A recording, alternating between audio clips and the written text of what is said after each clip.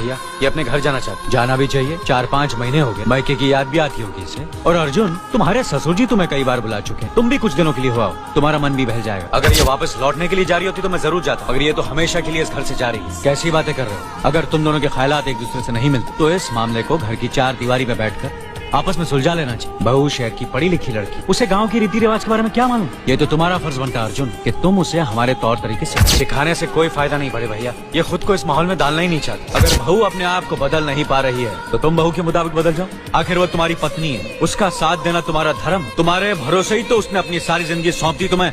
अर्जुन, मेरे दर्द पर तुम तड़प उठे, क्योंकि हम दोनों एक ही माँ की संतान, खून का रिश्ता है हमारा। मगर पत्नी का नाता उससे कहीं ज्यादा गहरा होता है, क्योंकि वो पराये घर से आकर अपनों से कहीं ज्यादा अपनी हो जाती है। पति शरीर है तो पत्नी उसकी आत्मा है। पत्नी ही पति के जीवन को सही अर्थ देती है, उसे कामयाब बनाती। पत्नी के बगैर पति बेजान और बेमानी हो जाते। अगर आज तुम अपनी पत्नी को हमेशा के लिए उसके मैके छोड़ाओगे तो ये गाँव, ये समाज क्या कहेगा हमारे बारे में? न्याय के सिंहासन पर बैठकर जो लोगों के अच्छे बुरे का फैसला करता है, अगर उसी के घर में नाइंसाफी होगी तो लोग हंसेंगे हम पर। बड़े भैया, मुझसे भूल हो गई।